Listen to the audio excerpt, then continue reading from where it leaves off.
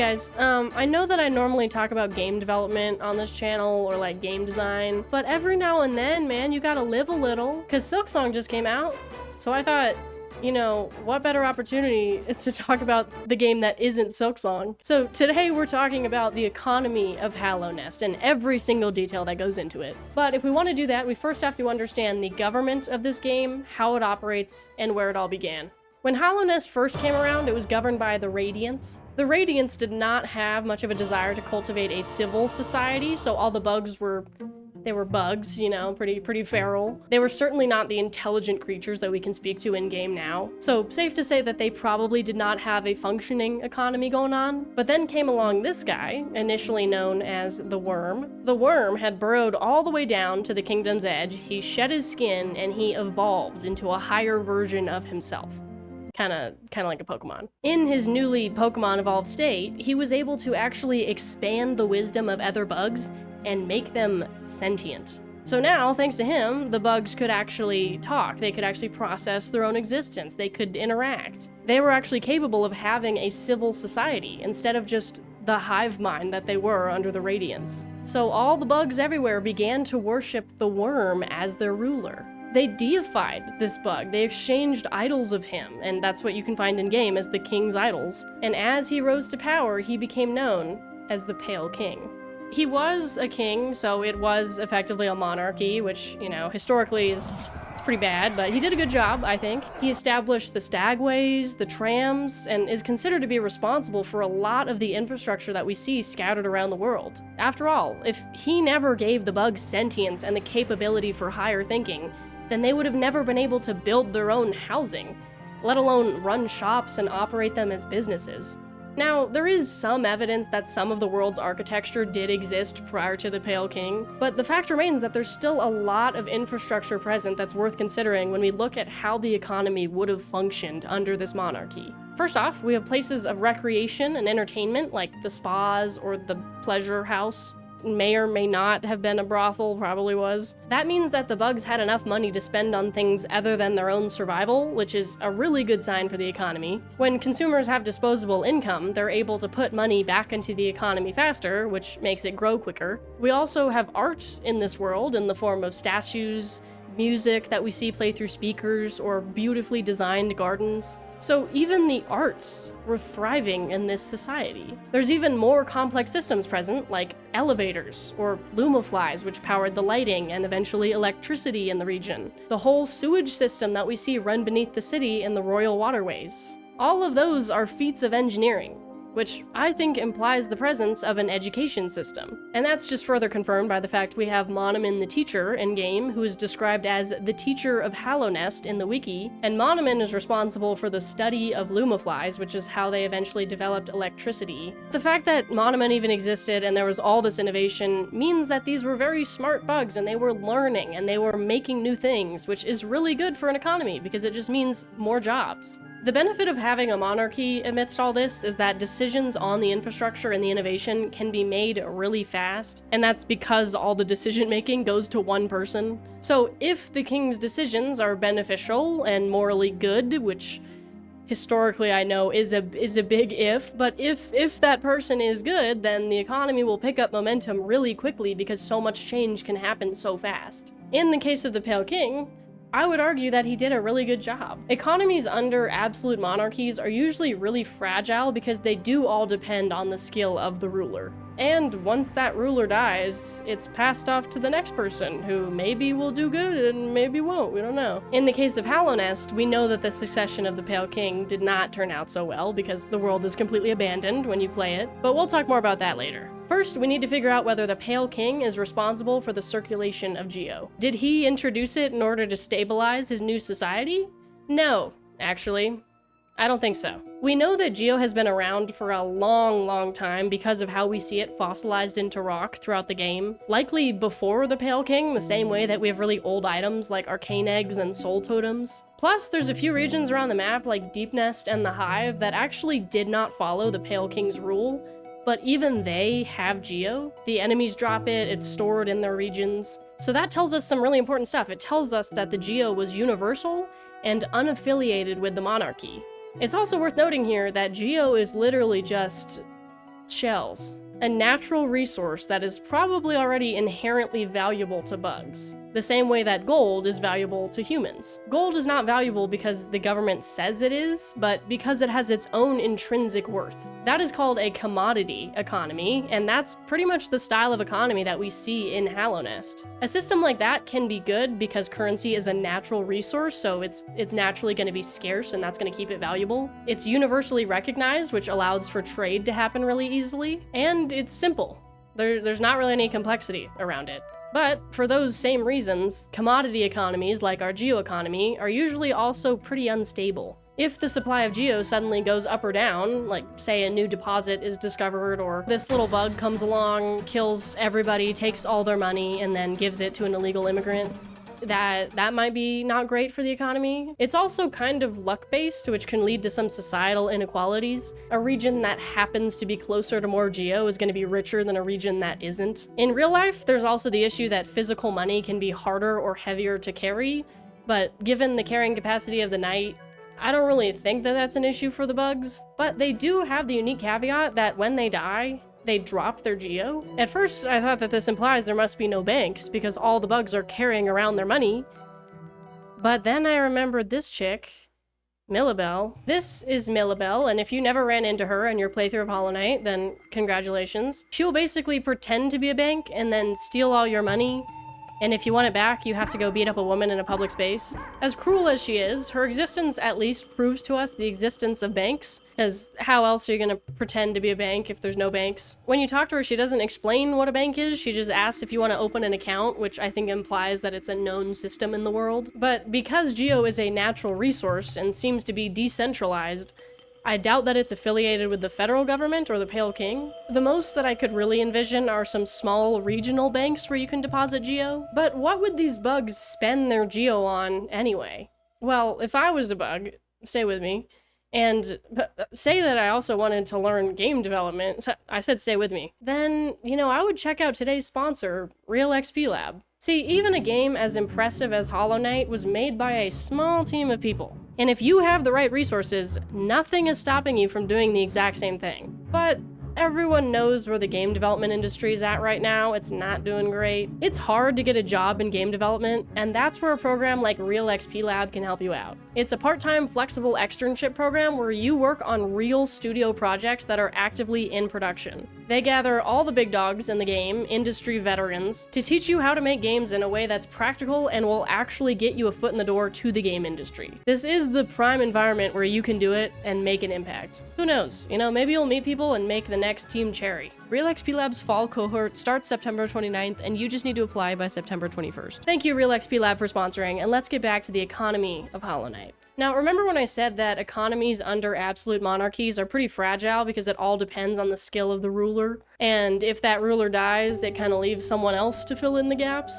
Well, that's what ended up happening to Hallownest. The Pale King wanted to build an eternal Hallownest, but remember the original ruler, the Radiance? She was pissed because she lost all of her followers to the Pale King, so she wanted revenge. She began to infect the minds of all the bugs in Hallownest by going into their dreams and making them completely feral and violent. That's literally the lore of the infection being in the game, by the way. So then it becomes your job as the knight to seal it off, but by that point, the kingdom has already mostly fallen. You see the world that the Pale King had built, and the remnants of a thriving civilization, but Hallownest is long past its prime. Most of the bugs are dead, or they've lost their minds, or, most importantly, they can no longer fuel our capitalist economy. But there are still a few sentient bugs in this world, and there's geo, and you can buy things with that geo. There's still businesses, there's a small town, so there's still a lot left to investigate. But what's really the purpose of geo now? There are no thriving cities anymore with bustling workforces ready to earn money and go spend it. And the major shops like Zelda's or Sly's and Dirtmouth aren't even running until you come around. So if you were a bug in this post-apocalyptic what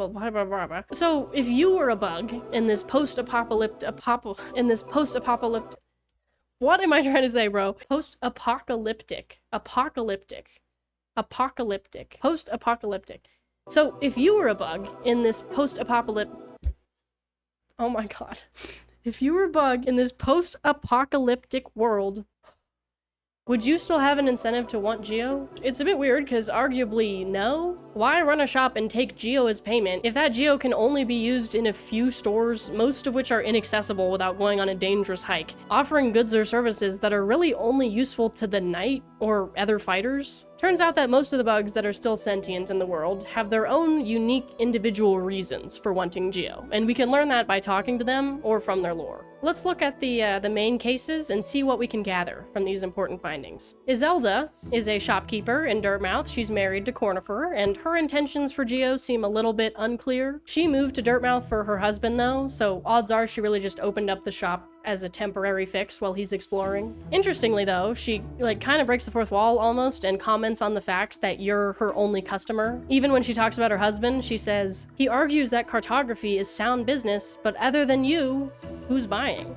Even she knows that there's no economic activity under Dirtmouth. Cornifer himself sells you maps underground for varying prices until he sells out. And then bro just sleeps. So I kind of get the vibe that he just really likes exploring and selling the maps just happens to be a part of that. Millabelle is an interesting case because she's the one that robs you, remember? After she robs you, she goes to the bathhouse, so presumably she uses her money for pleasure, except it doesn't cost any money to get in here. Salubra only works because she wrongfully thinks that the rest of her village outside is still alive. Talk collects Geo because she thinks it looks cool. Lem will give you Geo for relics, but they just want the relics. And this guy thinks that if he gets enough Geo, it'll make him a king. There were only 2 bugs I could find in this entire game whose reason for wanting Geo actually tells us more about the economy. First off, there's this bug in the Coliseum of Fools who collects your entry fees when you want to fight in the arena, but he himself is tied up and seems to kind of be a slave to the arena, so I'd imagine that the Geo he collects goes to the people who operate the arena. After all, somebody has to be paying the wages of the people that must be breeding the bugs that can only be found in the arena. Not to forget the maintenance fees of a place like this. They're probably selling food, maybe they've got merch. The Coliseum itself, though, is kind of an independent entity, though, since all of the paying attendees of this crowd have apparently gone mad. Not from the infection from the Radiance, either, just from their own madness and obsession of watching people fight to the death. When you're in Rome, do as the Romans do, I guess. But even with that considered, they still have an inflow of Geo coming from the participants of the arena, and that Geo goes towards maintaining the events of the arena, so it's kind of its own independent, self-fulfilling cycle since it has an infinite crowd. Usually, I would compare something like this to a casino economically, because viewers are probably taking bets on the fights. And, you know, an active casino can be a really good sign for an economy, since that implies a lot of disposable income. But in this case, because everyone's paying to see the fights because they've gone mad, that's probably not really a good economic indicator. But there's still that other bug I wanted to look at, and her name is Divine. She's a slug, I think.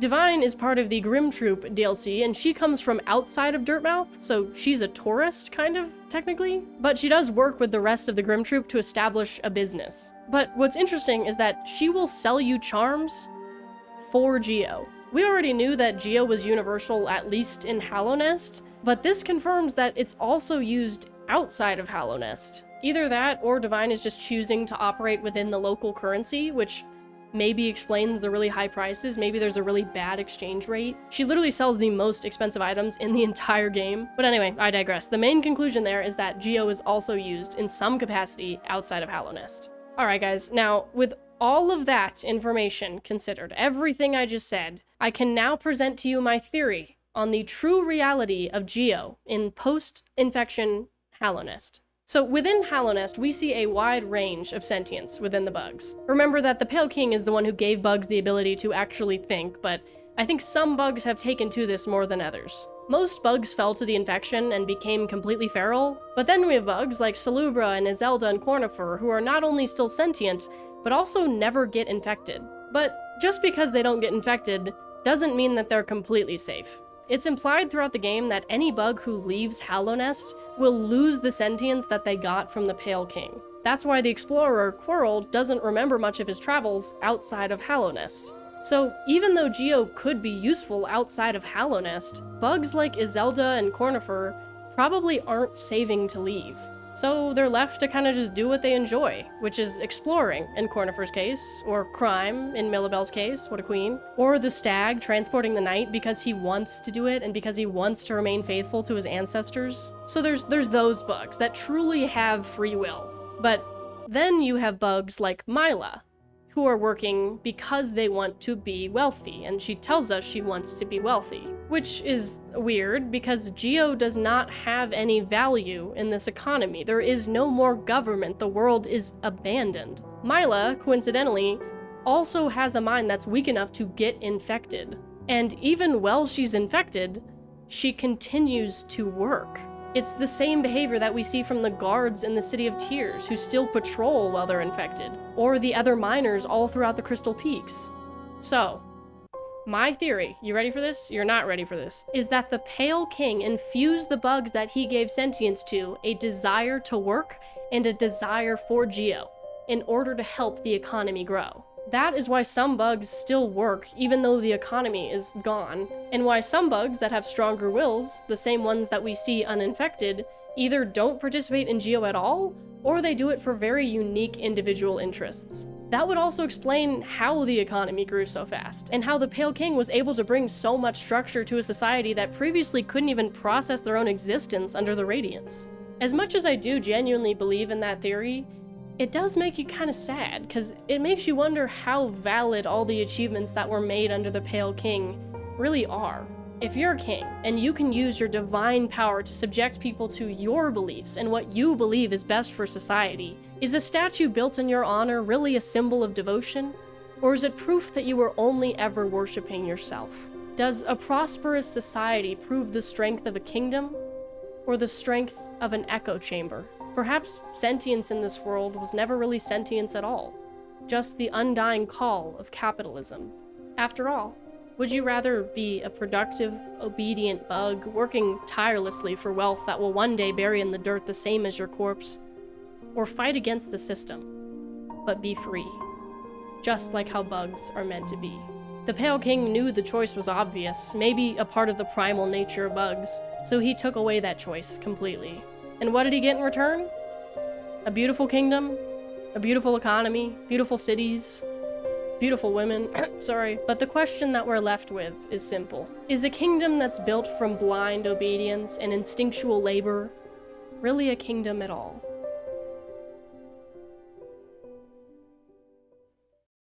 Man, maybe this kingdom has been hollow all along. One could say that it's been a hollow night. Hey, thank you for listening to my theories today and my yap. Hopefully by the time this comes out, I've had time to actually stream Silksong. I've been sick, so that's been fun. Thank you so much for watching. Subscribe if you want to, and I will see you in the next one. Bye-bye!